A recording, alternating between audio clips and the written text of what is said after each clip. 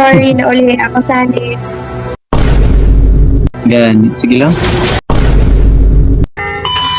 Hello, it's me Haro pala dito. Pinasok ako ng ng kalaban kasi may kasama siya roam nila kaya mamaya sila sakin.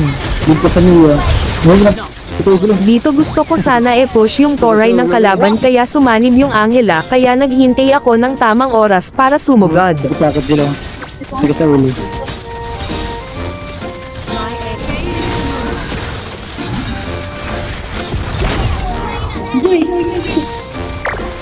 Dito pinash ko na yung toray. Tas nag-turtle kami tapos ako patakakuha ng turtle. Dito nag-aabang lang kami dito tapos biglang dumating yung tatlo kaya naubos namin sila ganyan kasakit niya ko. Boom! Very good kill, nice kill. Superb healing.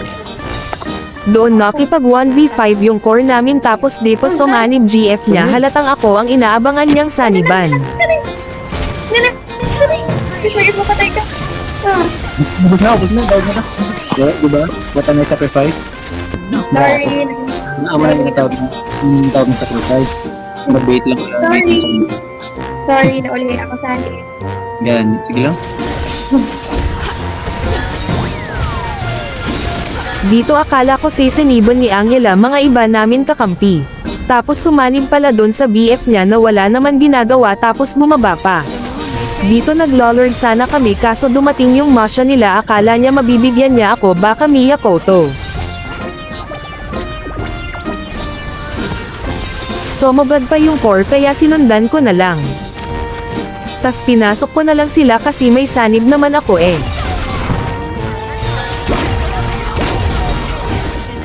Naka triple kill pa ako lakas kasi ng Mia ko.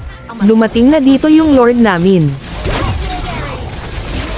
Tapos dito sumugad yung core kaso di sinaniban ng karus niya sa akin sumanib ha. Kaya naubos ko sila.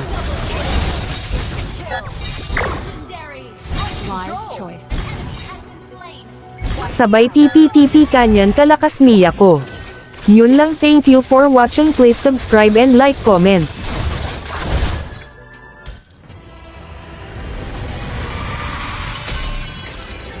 Kaya victory bigla pala nagka-problem sa signal ko kaya dai ko napakita na ako yung MVP.